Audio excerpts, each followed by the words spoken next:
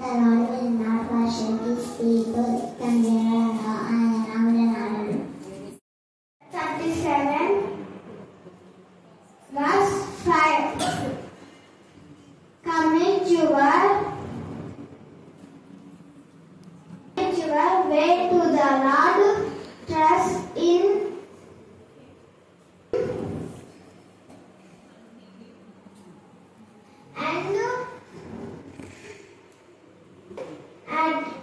కీర్తనల గ్రంథము 37వ అధ్యాయము 5వ వచనము.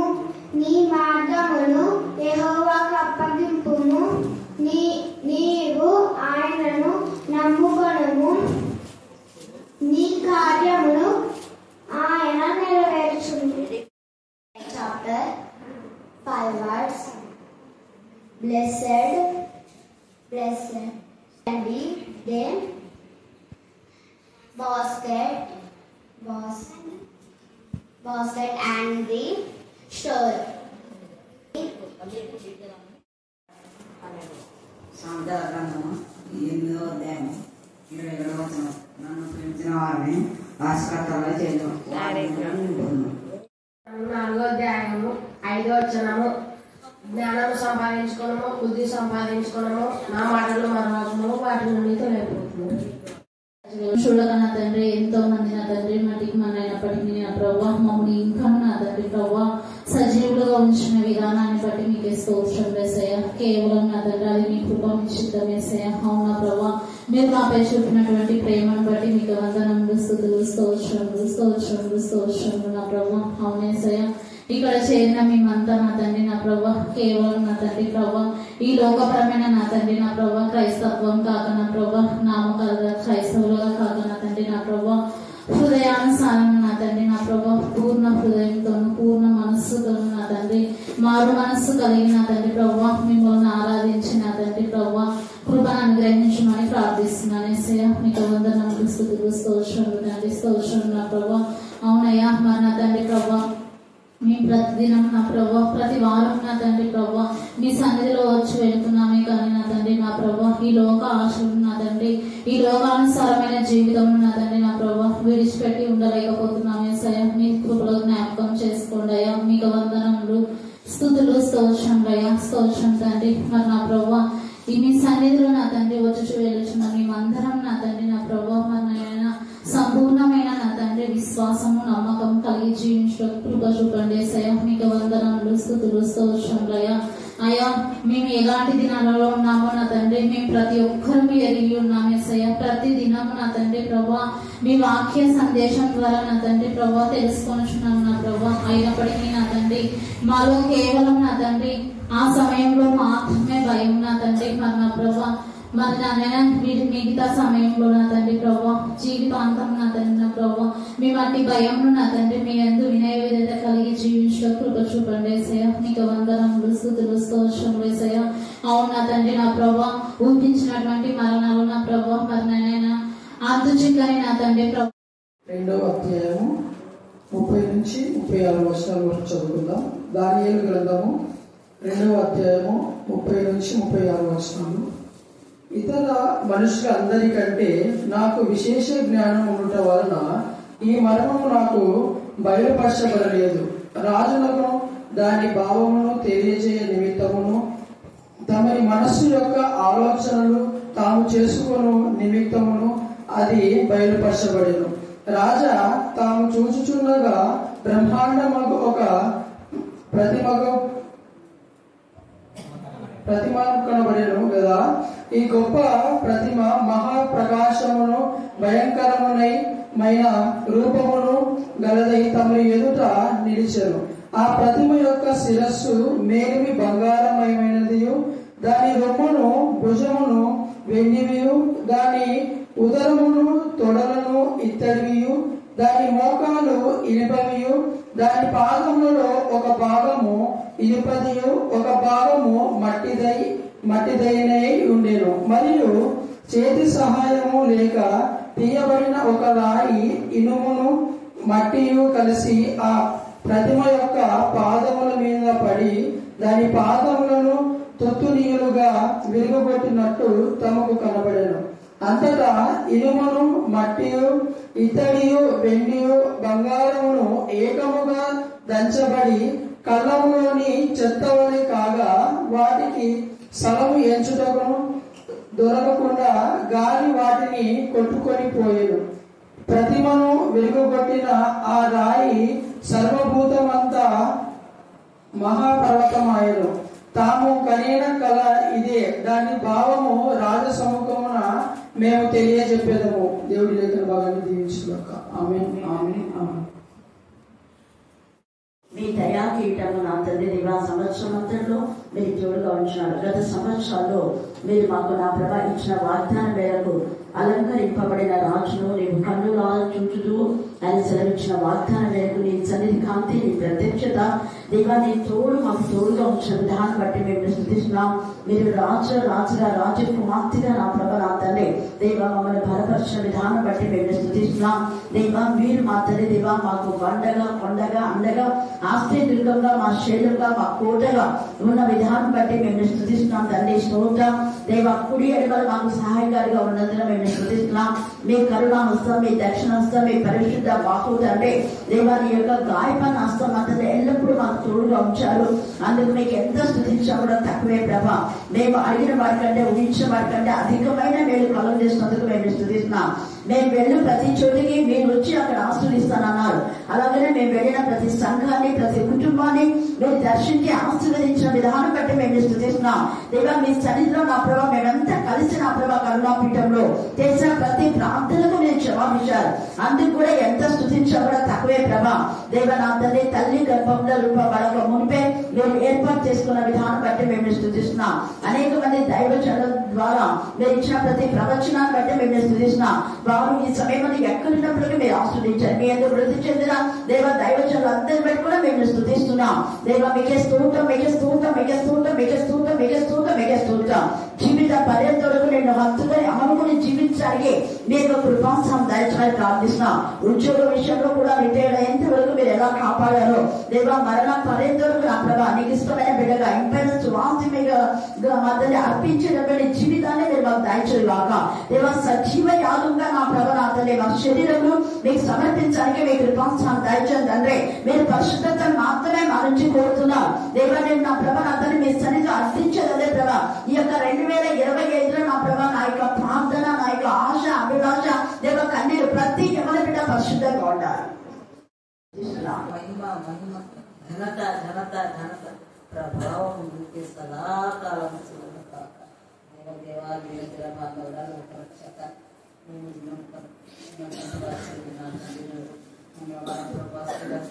సమావేశం ప్రభావం మరియు టీచర్ యొక్క నీకే స్థుతిస్తూ బ్రతికేంత కాలం పాక్షం ఆశీర్వదించి దీవించి బలపరచండి. గొప్ప దేవాన్ని చేస్తూ ఆధారకర్త దేవుడిగా తండ్రిగా ఉంది. తండ్రి కాపాడండి. ఇలా చేస్తున్న సేవ మీరు ఆశీర్వదించి ఎంతగానో సహాయం చేయించండి. మీరందరూ వచ్చే ప్రతి దిగజండి మానసు ఫలంలో ఫలించండి. విషయానికి స్థుతి నాయన స్థుతి స్తోత్రం స్తోత్రం స్తోత్రం పరిశుద్ధురానికి స్థుతి స్తోత్రం. ఇలా వేలకు నీ కాపుదల మాకు మీ కర్ణాటకం చుట్టూ మీ జీవితం నచ్చిపెట్టి నేను వాక్యం ధ్యానించగల నేను కాదు ప్రభావం మీరే నా నోటను మీరు నా నోటి కూడా ఉంది అంటే వాక్యం విషయ ఎల్లప్పుడూ పవిత్రగలి ఈ లోకంలో జీవిస్తూ అది మేమందరం ప్రభు ఎల్లప్పుడూ తండ్రి మేము జ్ఞాపకం చేసుకుంటాం. ప్రతి అడుగు నేను చేసే ప్రతి పని తనకి ఏ దృష్టికి విక్రమంగా ఉందా లేదా పరీక్షించుకుని మమ్మల్ని మేము పరీక్షించుకుని తండ్రి శ్రమలో పడుతున్నాం. మేమందరం చక్కగా నిలబడటప్పుడు చెప్తాను. నా తల్లి నేను వేస్తే నా వేడుకుంటున్నాను తండ్రి. ఆమేన్, ఆమేన్, ఆమేన్. దానియేలు గ్రంథంలో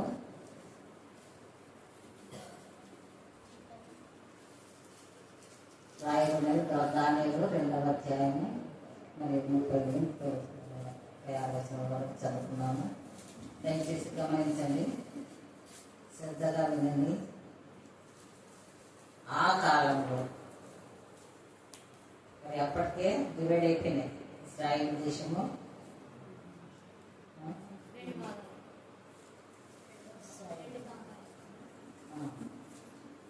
ఇశ్రాయేలులో యూదులు 2 భాగాలుగా విభజించారు.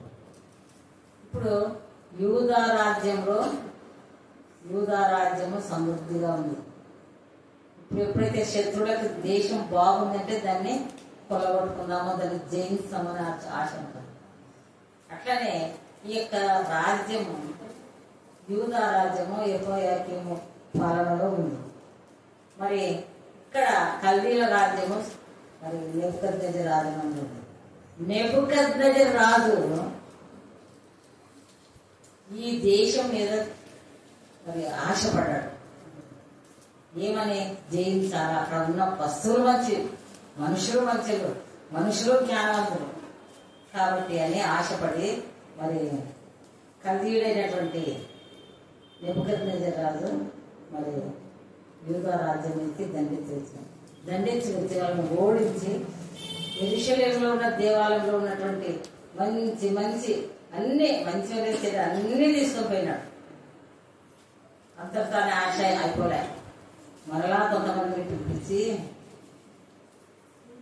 మరి యూదా రాజ్యంలో చాలా బాగున్నారు పిల్లలు, చాలా చక్కని వాళ్ళు బాగున్నారు, కాబట్టి మీరు పోయి మీకు నచ్చిన పిల్లలందరినీ పట్టుకురాకండి అని ఆయన చెప్పినట్లుగానే మరి సైన్యం వచ్చి దీన్ని మళ్ళా ఓడించి మరి యూదా రాజ్యంలో ఉన్నటువంటి కొంతమంది చక్కగా కనపడినటువంటి జ్ఞానంతో కూడినటువంటి వాళ్ళని పట్టుకొని మరి వాళ్ళ దేశానికి పోయినారు. ఆయన అంతటితో పోయిన వెంటనే వాళ్ళ పేరు వద్దు మా పిల్లలకి, వీళ్ళు మా దేశంలో ఉన్నట్టు మా పిల్లలు అది పేర్లు కూడా మార్చేసాం, తన పిల్లలుగానే మరి వీళ్ళకి మంచి చెడ్డ చూడాలి కదా. వెంటనే వాళ్ళని పిలిపించి వీళ్ళకి నేను తినే ఆహారం పెట్టండి, నేను తినే ద్రాక్షారసాన్ని వేయండి, వీళ్ళు బాగుండాలి, మన కల్దీయ భాష కూడా నేర్పించండి. వాళ్ళలో గొప్ప గొప్ప కళలు ఉన్నాయి కదా, అవన్నీ వాళ్ళ కల్దీల భాష వస్తే మనకు నేర్పిస్తారు, కాబట్టి భాష కూడా నేర్పేయండి అన్నీ చెప్పాను. కానీ దానియేలు ఆయన వాళ్ళకి భోజనం సిద్ధపరిచేటువంటి ఇంకొక నపుంసకుని దగ్గరికి వెళ్ళి, అయ్యా మేము ద్రాక్షారసం దగ్గర పుచ్చుకోలేము, కాబట్టి మాకు ఒక ఇంత ఏమిటి కూరగాయలతో తింటాను మంచినీళ్ళు ఇవ్వండి సార్ అంటే, ఆయన రాజు ఏమంటాడు, మీరు చిక్కిపోయినారంటే నాకు కదా అని మొదట భయపడి ఒప్పుకోకుండా సరస ఒప్పుకొని వారి కాలంగా సమర్పించారు. వీళ్ళందరిలో పట్టబడిన వాళ్ళందరిలో వీళ్ళు నపుంసకులు, పట్టబడిన వాళ్ళందరూ అందరు చక్కని వాళ్ళు, తెలివైన వాళ్ళు, కాబట్టి అందును బట్టి నెబుకద్నెజరుకి వాళ్ళ మీద కన్నుబడి తీసుకొచ్చుకున్నారు. మరి ఆ తర్వాత ఆ విధంగానే చూసి ఒక 10 దినాలు పెట్టి మళ్ళా వాళ్ళకి ఎట్లా ఉన్నారో పరిశీలించినారు. మామూలు భోజనం తినే వాళ్ళకంటే వీళ్ళే చాలా కళాంశంగా చక్కగా కనిపిస్తున్నారు. అందుని బట్టి ఆ నపుంసకుడు వీళ్ళకి మామూలు ఆహారం పెట్టడానికి సిద్ధపడినాడు. కాబట్టి ఇప్పుడు మనం ఏమిటంటే ఈయన వీళ్ళందరినీ పిలుచుకొని వచ్చి చక్కగానే చూస్తున్న బాగా భోజనం పెడుతున్నాడు. ఒకరోజు వీళ్ళొక్కనే కాదు, దేశం మొత్తంలో ఉండేటువంటి వాళ్ళందరినీ పిలిపించినాడు. శంకరగాండ్లు వచ్చిపోయాయి, మాంత్రికులు వచ్చిపోయాయి, జ్యోతిష్కులు వచ్చి అందరినీ పిలిపించినాడు.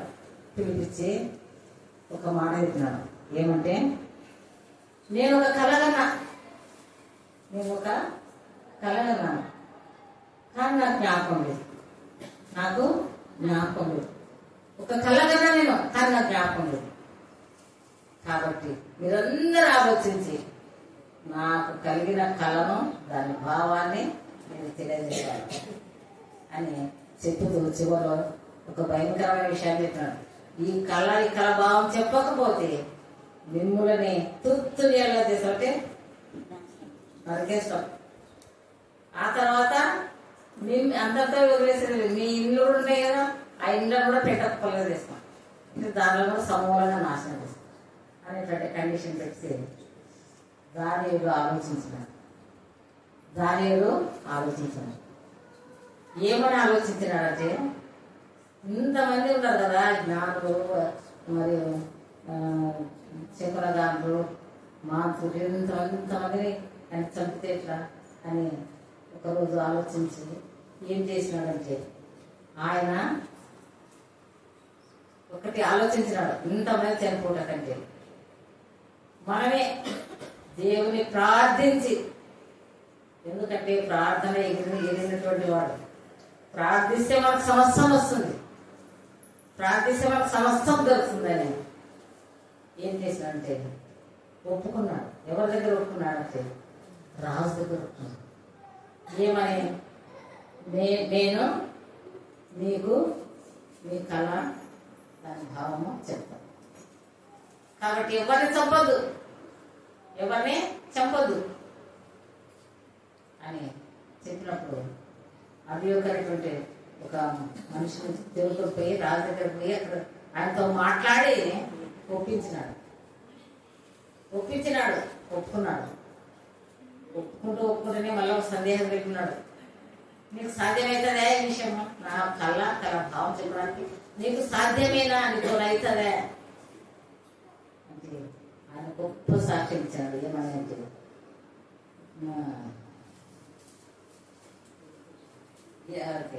2వ అధ్యాయం 26వ వచనం. రాజు నేను చూచిన కలయు నేను భావమును తెలియజెప్పుటకు నీకు సఖ్యమా. ఎంత అనుమానం వచ్చేసిందండి ఆయన. మనం కూడా వస్తుందండి. ఇంత గొప్ప కళ కూడా చూడండి. కళ చెప్తే కళ భావాలు చెప్పేటప్పుడు ధైర్యం ఉంటాం, కానీ కళ కూడా వీళ్ళనే చెప్పమంటున్నాడు. కాబట్టి అందుని బట్టి ఆయనకు అనుమానం రావచ్చు, అది అనవచ్చు కదా. మీకు శక్యం అంటే అప్పుడు అంటున్నాడు, 20వ వచనం రాజైన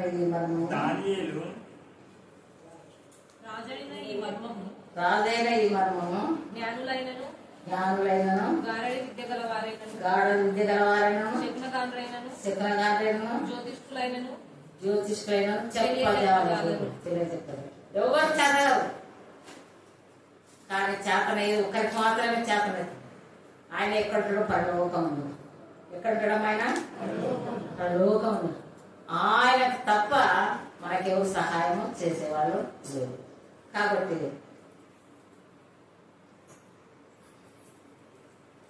ఎవరు కూడా ఈ మర్మాన్ని బయలుదేరి దేవుడికి మాత్రము తెలుసు. ఆయన ఎక్కడున్నాడు, పరలోకం అందున్నాడు. ఎక్కడున్నాడు ఆయన? ఎవరు సాక్ష్యం ఇస్తున్నారు? దానియేలు సాక్ష్యం ఇస్తున్నాడు. ఎవరు సాక్ష్యం ఇస్తున్నాడు? దానియేలు సాక్ష్యం ఇస్తున్నాడు. మన దేవుని గురించి మనం కూడా సాక్ష్యం ఇవ్వాలి. మరి దానియేలు చూసి ఎంత సంతోషపడుతున్నాడు. పరలోకం ఒకడు ఉన్నాడు. ఆయన మర్మాలు తెలుసు, జ్యోతిష్యం తెలుసు, అన్నీ తెలుసు, సమయం తెలుసు, అసమయం తెలుసు, అన్నీ తెలుసు. ఈ సమయంలో ఇది ఉండదిస్తాడు, కాలాలు కూడా మారుస్తాడు, దినాలు కూడా మారుస్తాడు, అన్ని సమస్తం సాధ్యం. ఆయనకు అసాధ్యమైనది ఏది లేదు. కాబట్టి ఈయనకు రాజు చెప్తున్నాడు, నీకు కలిగిన దర్శనము చెప్తా అని. వీళ్ళు అందరూ షడ్రక్, మేషక్, అబేద్నెగో, దానియేలు అందరూ కలిసి బాగా ప్రార్థన చేసి దేవుని దగ్గర నుండి సహాయం పొందుకున్నారు. ఏం సహాయమో, కళ ఏమిటో ఆ విషయం తెలుసుకున్న తర్వాత దానియేలు రాజు దగ్గరికి వచ్చి చెప్తున్నాడు, రాజా నీ కళ చెప్తాను. మరి అంతేకాదు, నేనేం గొప్పవాడిని కాదు, ఈ కళ భావం వీళ్ళు ఎవరు చెప్పలేదు కదా, మరి నేను మాత్రం ఎట్లా చెప్పలేను. కానీ పరలోకమందున్నటువంటి దేవుడు ఈ మర్మాలను బయలుపరిచినాడు. ఇది అంత్య దినం, చివరి దినం కాబట్టి ఆయన బయలుపరిచినాడు. ఈ వాక్యాన్ని, ఈ మర్మాన్ని నాకు బయలుపరిచినాడు కాబట్టి చెప్తానని చెప్పాడు.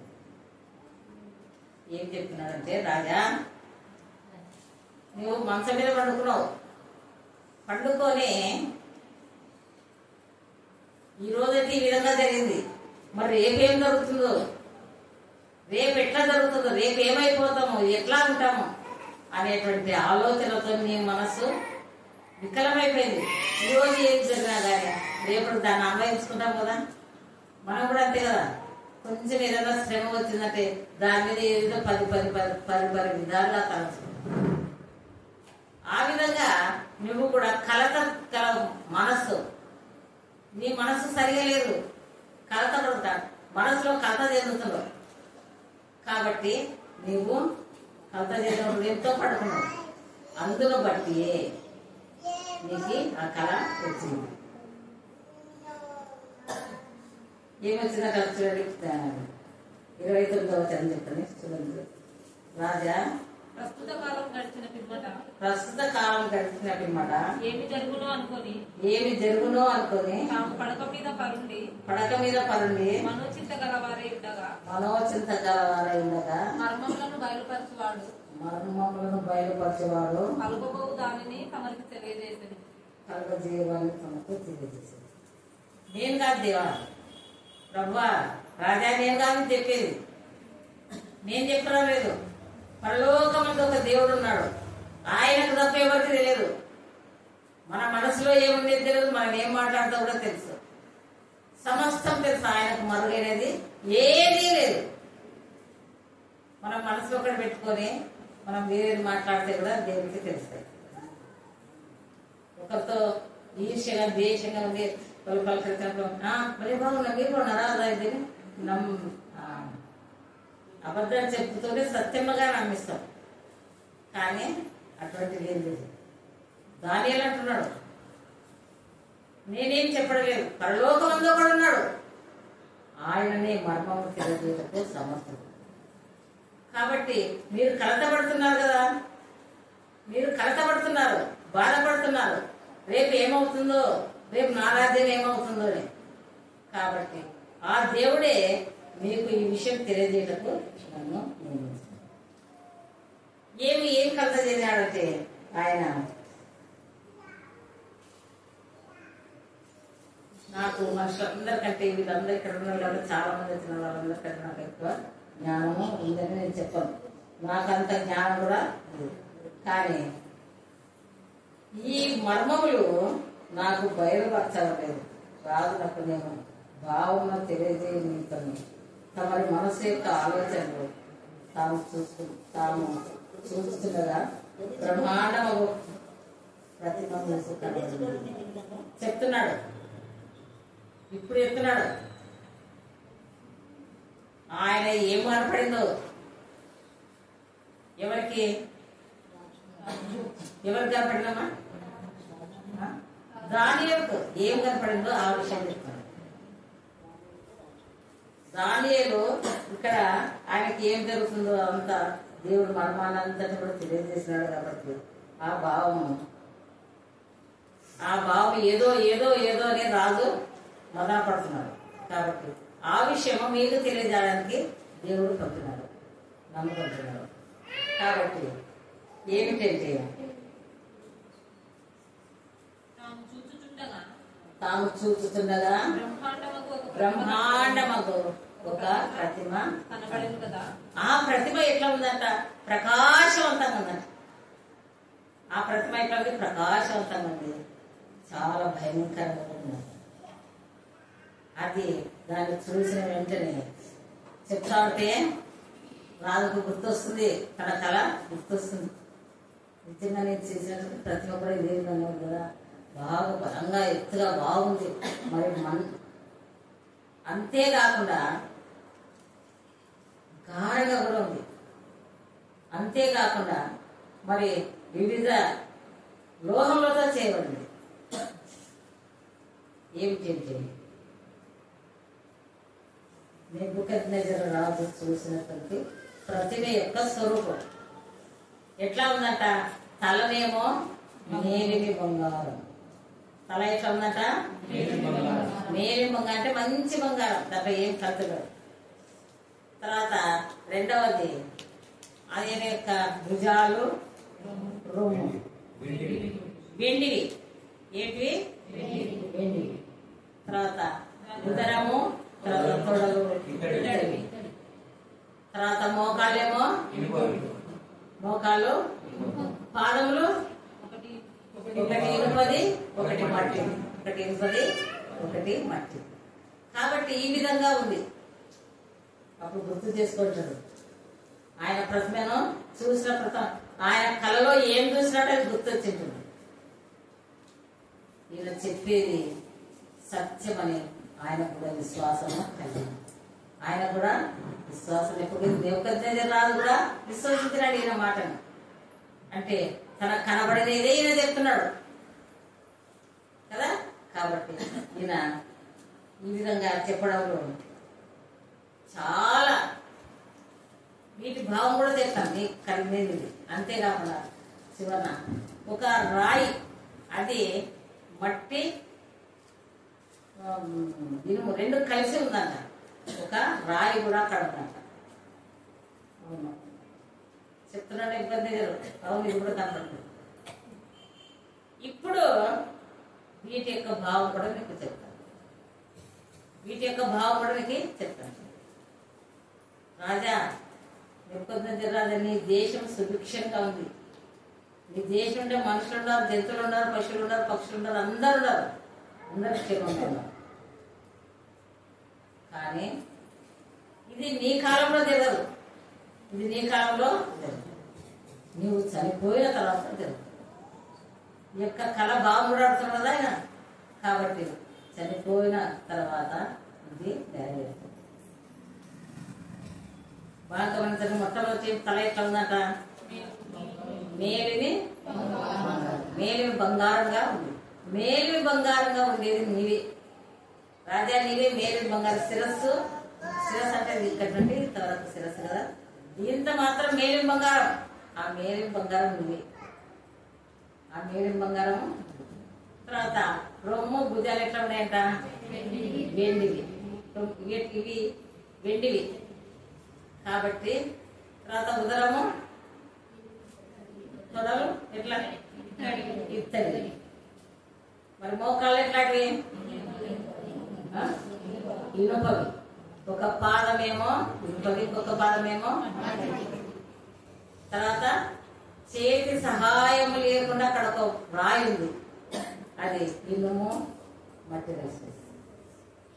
ఇవన్నీ నువ్వు చూసినావు కదా రాజా. అంటే ఆయనకు అన్ని జ్ఞాపకం వస్తుంది. రాజుకు అన్ని జ్ఞాపకం వస్తుంది. ఆయన వాళ్ళు కూడా దేవునికి స్తోత్రం చెల్లించినారు.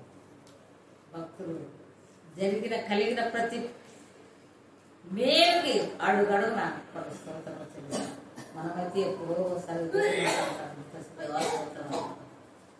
కానీ దేవుని భయభక్తులు గలవారు ఎల్లప్పుడూ ప్రతినిత్యము వాళ్ళ నోటికి ఏది వచ్చినా, ఏది మీద జరిగినా, ఏ సమస్య వచ్చినా దేవునికి స్తోత్రం చెల్లిస్తూ ఉంటారు. కాబట్టి ఇప్పుడు ఏం జరిగిందంటే కళభావం. ఈ విధంగా నీవు నీ కళలో చూసినావు.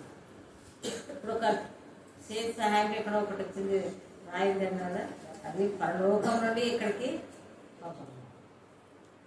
ఇప్పుడు ఆ రాయిని ప్రతిమ యొక్క పాదం మీద పడిన వెంటనే ఏమైందంట? తుత్తునీలైపోయింది. ఏమైపోయింది అంటే అంతా పగిలిపోయింది, అంత వ్యర్థమైనది. కానీ ఈయన శ్రద్ధగా వింటున్నాడు. ఏం చెప్తాడు? మేలిమి బంగారం శిరస్సు నీవే. ఎందుకంటే ఈ యొక్క రాజందరిలో నువ్వే బహుగా మంచిగా పరిపాలించింది. దేశం సుభిక్షంగా ఉంది కాబట్టి ఆ రాజు నువ్వే. తర్వాత నీ తర్వాతనే ఇప్పుడు రొమ్ము, భుజములు వెండి పట్టినావు కదా. నీ రాజ్యం కంటే కొంచెం తక్కువ రాజ్యం వస్తుంది. నీ రాజ్యం కంటే కొంచెం తక్కువ ఉంటుంది. అది కొంతకాలం పరిపాలించారు. మరి తర్వాత ఉదరం అంటే పొట్ట మరి ఇత్తడి కూడా తేలికైనది కదా. ఇత్తడి కూడా బంగారంత బరువు, వెండంత బరువు, ఇనుమంత బరువు. అది కూడా తేలికండి. అది ఇంకో వచ్చే 3వ రాజ్యం కూడా తేలికండి ఉంటుంది. అది కూడా కొన్ని రోజులు. 4వ రాజ్యం కూడా ఇనుము కదా, ఇన్నటికి బలమైనది కదా, బలమైనది అన్నిటి కూడా పలగొడుతుంది. కాబట్టి ఒక బలమైన రాజ్యం వస్తుంది, అది అన్నిటి కూడా పడగొడుతుంది, చెడగొడుతుంది, అన్నిటి మీద కూడా ఇది. కానీ ఆ తర్వాత ఇంకొక రాజ్యం వస్తుంది, అది ఎవరికి దేవుని రాజ్యం. ఎవరి రాజ్యము? దేవుని రాజ్యం. ఈ యొక్క దానియేలు ప్రవర్తించిన తర్వాతనే మరి యేసుక్రీస్తు యొక్క రాకడ గురించి అనేక మంది భక్తులు ప్రవచించారు. అంటే అర్థం ఏమంటే ఈ 4వ రాజ్యము ఈ లోక సంబంధమైనది కాదు, పరలోక సంబంధమైనది. ఆయన రాకడకు గురించి అనేక మంది భక్తులు చెప్పినారు. యేసుక్రీస్తు వస్తాడు, బాలుడుగా వస్తాడు, నరరూపే వస్తాడు, మన పాపములను భరించే బాలుడైన పసిబాలుడు కాదు, పాపములను మోసే గొప్ప ఘనత పరలోకపు దేవుడు ఆయన వస్తాడని ఆయన గురించి అంత చాలా వివరంగా మరి మా గ్రంథంలో రాయబడింది. కాబట్టి ఇప్పుడు ఈ రాయి ఉంది కదా, ఆ రాయి గురించి ఈ రాయి ఏమంటే ఇది పరలోకానికి సంబంధించింది. ఎవరు చెప్పలే, ఎవరు చేయలే ఈ రాయిని, అదంతటదే దేవుడు పెట్టినాడు. ఆ రాయి వెండి, ఫస్ట్ బంగారు, వెండి, ఇత్తడి, ఇనుము, తర్వాత మరి అన్నీ కూడా మెత్తగా దంచేసిందంట ఆ రాయి.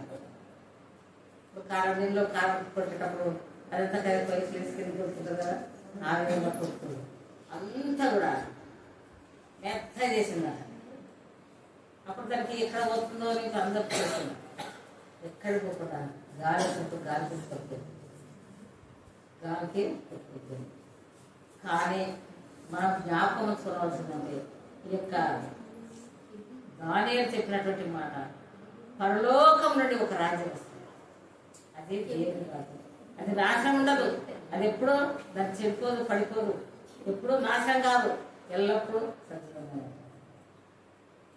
అది దేవుడు తన రాజ్యం స్థాపిస్తే ఆ రాజ్యంలో మనలాగా కన్నీళ్ళలో కావాలో ఏముండదు.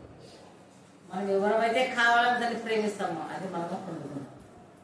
పరలోకం మనం కావాలనుకు మనం కోరుకుంటే మనం పొందుకుంటాం. దానికి తగినట్లు నడుచుకుంటే దేవుడే మనకు ఆ పరలోకం ఇస్తాం.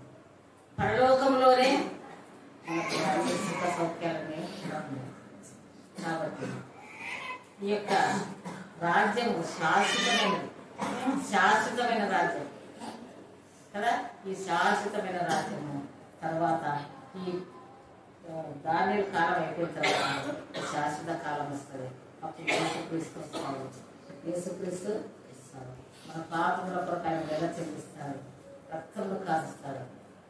ఆయన మనందరి కొరకు మన పాప భారాలంతని మోసుకుని మరి ఆయన రక్తంతో మన పాపాలను కడిగి మనందరూ పవిత్రపరిచి మరి వాళ్ళందరూ కూడా ఆ యొక్క పరలోక రాజ్యంలో ఉంటారు. మరి కుప్ప చూపి మనందరూ కూడా అక్కడికి తీసుకుంటాం. దేవుడు ఈ వాక్య లేఖన భావము అందించుకుంటాక. ఒక విషయము, ఈరోజు టీచర్ బర్త్డే కదా, కాబట్టి దానియేలు ఎటువంటి వాడు, చాలా ఘనుడు, చాలా. ఎందుకంటే కళ బాగుంది చెప్పడానికి సమర్థుడు, ఇంకా అనేక విషయాల్లో కూడా సమర్థుడు. రాజు ఏం చేసినాడు, స్నేహితుడు రాజు ఆయన సాష్టాంగపడి నమస్కారం చేసినాడు. ఎందుకు అంటే ఆయనలో ఉన్న గొప్పతనం చూస్తున్నాడు. ఇప్పుడు ఎవరైనా చెప్పగలరా? కళ బాగుంది చెప్పవచ్చు, కళ చెప్పగలరా? చెప్పలేరు. అందరూ బట్టి నెబుకద్నెజరు రాజు సాష్టాంగ నమస్కారం చేసి ఆయనకు బహుమతులు ఇచ్చి ఆయనకు గొప్ప పదవినిచ్చి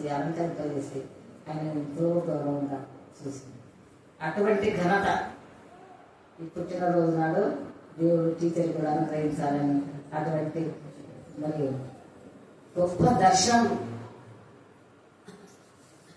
దావీదుకున్నటువంటి దర్శనం, ఆయన ఉన్నటువంటి ఆయన నోటి మాట ఎంత పవిత్రమైనది, ఎంత శ్రేష్టమైనది.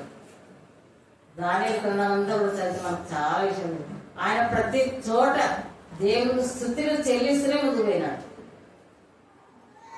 కాబట్టి మనం కూడా ఎల్లప్పుడు దేవునికి స్తుతి చెల్లిస్తూ మరి ఎల్లప్పుడు మనం దేవుని జ్ఞాపకం చేసుకుంటూ మీరు బాగా గమనించండి, చాలా మటుకు సమస్యలు దేవుని జ్ఞాపకం చేసుకుంటారు. దయచేసి మనమందరం కూడా దేవుని మరవకుండా దేవునికి కృతజ్ఞతలు చెల్లిస్తూ మరి ఉండాలని నా యొక్క మనవి. మరి ఈ దినము నేటి దినము టీచర్కి పుట్టినరోజు శుభాకాంక్షలు తెలియజేస్తున్నాను.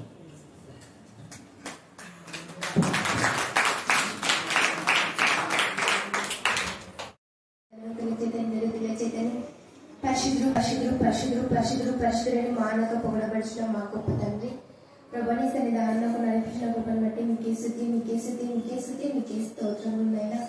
ఇక్కడ తండ్రి ఇక్కడ చేరిన ప్రతి ఒక్క బిడ్డను స్త్రీలకు నాడు తండ్రి టీచర్ బర్త్డే నా తండ్రి జరుపుకుంటున్నాను. నా తండ్రి నా తండ్రి ఈ బిడ్డను నా తండ్రి మీరు దీవించండి. ఇక్కడికి వచ్చిన ప్రతి ఒక్క బిడ్డను దీవించండి, ఆశీర్వదించండి. నా ప్రభు నా తండ్రి టీచర్ గారు నా ప్రభు దీర్ఘాయుష్ని దయచేయండి. నా ప్రభు నా తండ్రి నా తండ్రి ఎన్నో సంవత్సరం ఇలా బర్త్డే జరుపుకున్నటకు నా తండ్రి సేవలో వాడబడుటకు ఇంకా బహు బలంగా నా తండ్రి స్థలం విషయంలో కూడా మీరే కార్యం జరిగించమని ప్రతిదీ మీరే సహాయం చేస్తున్నందుకు మీకే స్తుతి స్తుతి స్తుతి స్తోత్రములు వందములు చెల్లించుకుంటున్నాం తండ్రి.